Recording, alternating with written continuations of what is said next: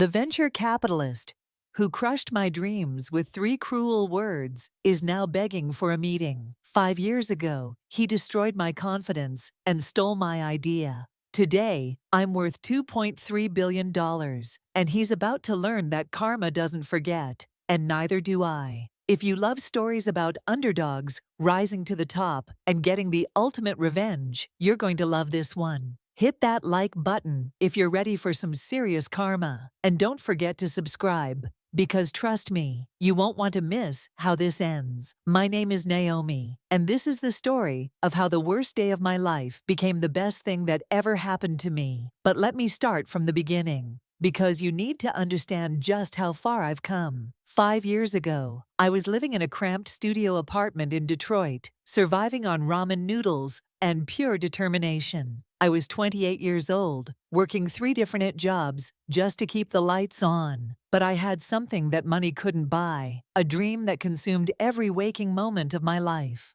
I'd spent 2 years developing what I believed would revolutionize how underbanked communities accessed financial services. My AI-powered app wasn't just another fintech solution. It was personal. Growing up, I watched my grandmother hide cash in mason jars because she didn't trust banks. I saw my neighbors pay ridiculous fees at check cashing places because they couldn't get approved for basic accounts. My app would change all of that. Every night after my day job as a software engineer, I'd come home and code until sunrise. Weekends were spent at coffee shops, sketching out user interfaces and business models on napkins because I couldn't afford proper notebooks. I was exhausted, broke, but I was building something beautiful. Then came the opportunity that I thought would change everything. Westfield Ventures, the most prestigious venture capital firm on the West Coast, had agreed to meet with me. I still remember the email that made my hands shake. Jonathan Westfield III himself wanted to hear my pitch. I spent every penny I had on a train ticket to San Francisco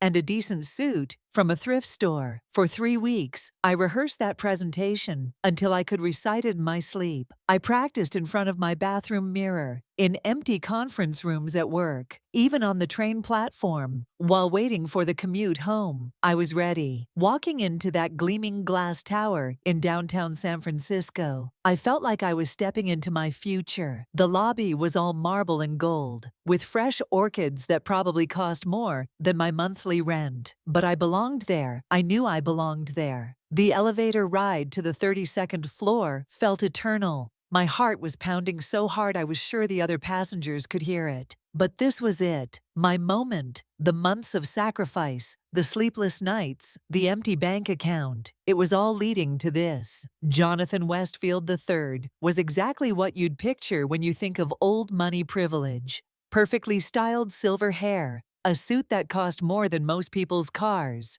and that particular brand of confidence that comes from never being told no your entire life. He didn't get up when I entered his corner office, didn't even look up from his phone for the first 30 seconds. When he finally acknowledged me, his handshake was limp, dismissive.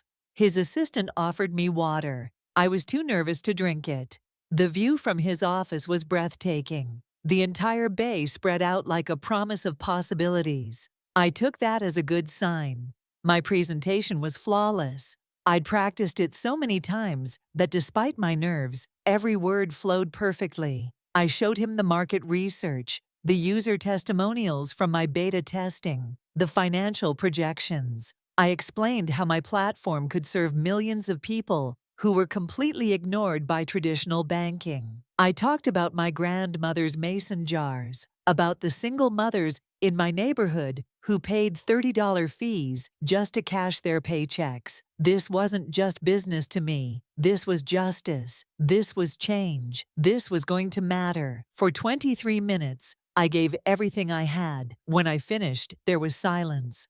Jonathan leaned back in his leather chair, his fingers steepled, studying me like I was some curious specimen under a microscope. Then he spoke, and with 3 words, he destroyed everything I'd built in my mind about my future. "You're not ready." Not, "Let me think about it." Not, "We'll be in touch." Just, "You're not ready." Delivered with the casual cruelty of someone swatting away a fly. But he wasn't finished. Oh no, he had more to say. He leaned forward, his voice taking on that patronizing tone that successful men use when they want to explain the world to women they think don't understand it. "Listen, Naomi," he said, my name dripping with condescension.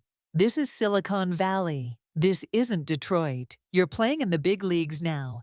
And frankly, I don't think you understand what that means. Your idea is interesting, but execution is everything. You don't have the experience, the connections, or honestly, the sophistication to make this work at scale." Each word was a knife, but he kept going. "My advice, go back to Michigan, get a job at Ford or GM. They're always looking for diversity hires in their tech departments. Leave the innovation to people who actually understand how to build billion-dollar companies." I sat there frozen, as he dismissed me like I was a child who'd wandered into the wrong room. The worst part, he seemed genuinely convinced he was doing me a favor by crushing my dreams so efficiently. I somehow managed to thank him for his time and walked out of that office with whatever dignity I had left. The elevator ride down felt like a free fall, and not just because of the 32 floors.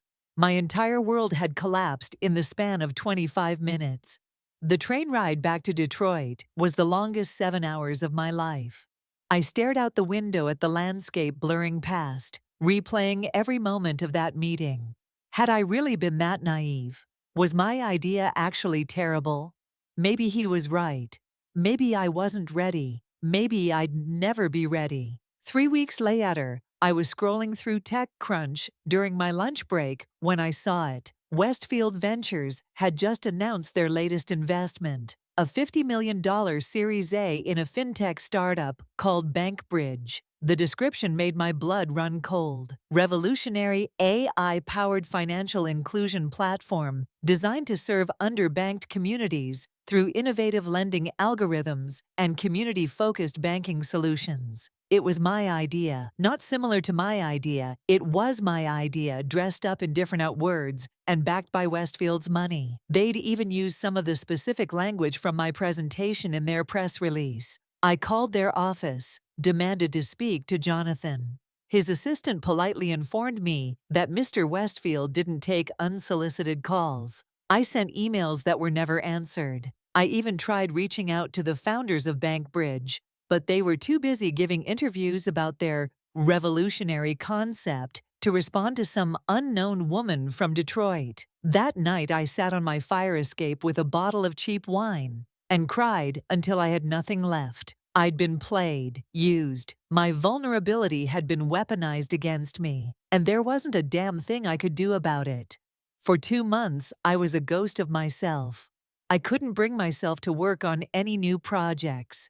Every time I opened my laptop, I saw Jonathan's smirking face, heard his voice telling me I wasn't sophisticated enough for Silicon Valley. I started believing him. I lost my apartment because I'd blown my savings on that doomed trip to San Francisco. Had to move back in with my mother in the house where I'd grown up. At 38 years old, I was sleeping in my childhood bedroom, surrounded by high school trophies and faded posters, feeling like the world's biggest failure. My mother, God bless her, tried to be supportive. She'd bring me tea and tell me that everything happens for a reason. But I could see the worry in her eyes, the way she'd pause outside my door, like she wanted to say something but didn't know what. The breaking point came on a Tuesday night in October. I was working at a customer service call center. My pride had taken enough hits that I was grateful for any job that paid the bills. A particularly nasty customer had spent 20 minutes screaming at me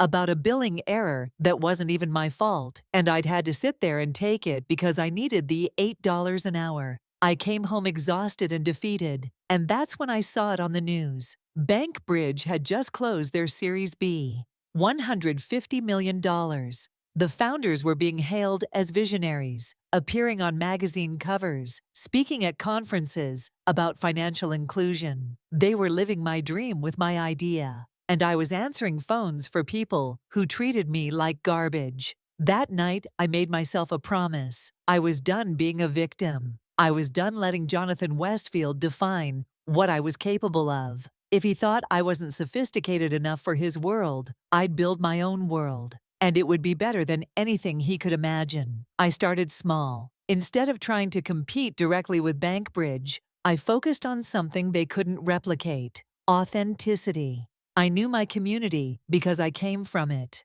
I understood the real problems because I'd lived them. I used the $1,500 I had left in my savings account to build a simple financial literacy platform. No fancy AI, no venture capital backing, just honest, practical advice for people who'd been ignored by the financial system their entire lives. I called it Real Talk Money, and I started by creating content on social media.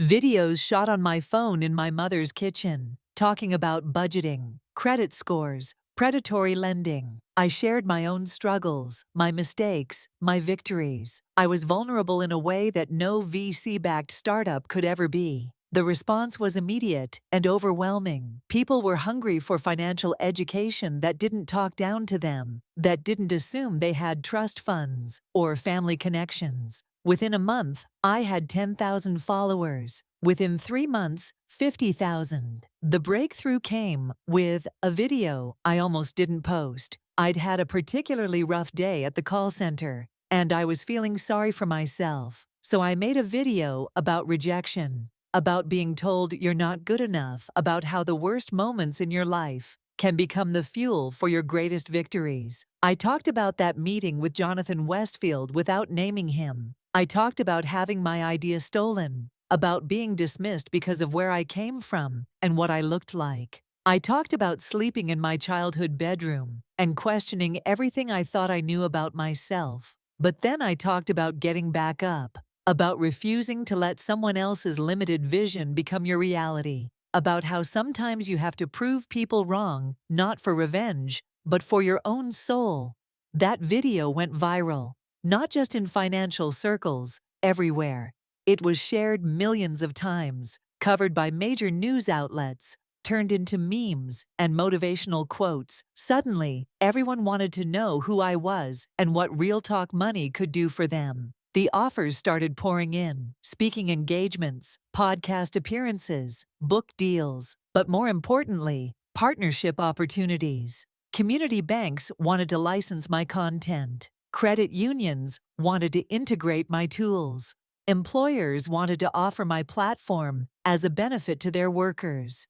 Within 6 months, Real Talk Money had 1 million users and was generating serious revenue. Within a year, we'd raised our first round of funding, not from Westfield Ventures, but from investors who actually understood what we were building and why it mattered. I hired my first employees, moved out of my mother's house, got my own apartment again. But this time it wasn't a cramped studio. It was a beautiful loft in downtown Detroit, in a building that had been renovated as part of the city's tech renaissance. Year 2 brought national expansion. We launched in 20 major cities, partnered with 3 of the largest employers in the country, and started offering actual financial products instead of just education. Our users weren't just learning about money, they were saving it, investing it, building wealth for the first time in their lives. The recognition started coming too. Forbes, 30 Under 30, Fast Company's Most Innovative Companies, Incorporated Magazine's Entrepreneur of the Year. The same publications that had ignored me when I was just another hopeful founder were now writing cover stories about my success. But the real validation came from the people we were serving. The single mother in Atlanta who used our platform to improve her credit score and buy her first house. The veteran in Phoenix who learned to invest and started building retirement savings for the first time. The college student in Chicago who avoided predatory student loans because of our debt education program. By year 3, we'd served 5 million users and raised a Series B that valued the company at $500 million. Major banks were begging to partner with us. Politicians were citing our success in speeches about financial inclusion. I was invited to speak at the same conferences where Bankbridge's founders had once been the darlings. Year 4 brought international expansion and an acquisition offer that I turned down because I wasn't ready to sell my baby. We launched in Canada, the UK, and Australia. Our platform was available in 12 languages. We'd helped our users save over $2 billion in fees and build over $3 billion in assets. The company was valued at $1.8 billion.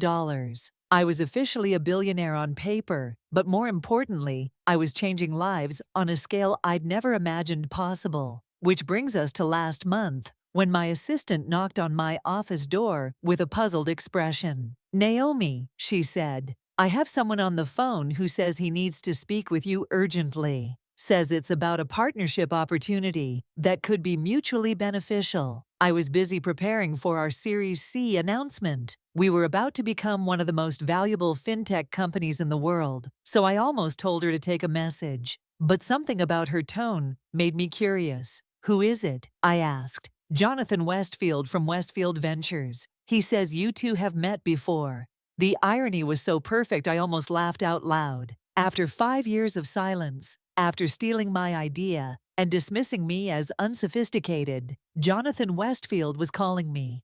I told my assistant to take a message, but the calls kept coming. 3 times that week, then every day the next week. The messages got increasingly desperate. Westfield Ventures was struggling apparently. Their last 3 investments had failed spectacularly. The fintech market had moved past them, and they needed fresh thinking to stay relevant. They needed me. The final call came directly from Jonathan himself. His voice was different, smaller somehow, less certain. He talked about how impressed he was with what I'd built, how he'd always believed in my potential, how he thought we could do great things together. The revisionist history was breathtaking. He actually had the audacity to suggest that our previous meeting had been encouraging, that he'd simply wanted me to get more experience before taking on venture capital. But what really got to me was when he said, "Naomi, I think I can help take real talk money to the next level. I'd love to sit down and discuss how Westfield Ventures can support your vision." My vision. The same vision he'd dismissed as unsophisticated 5 years earlier.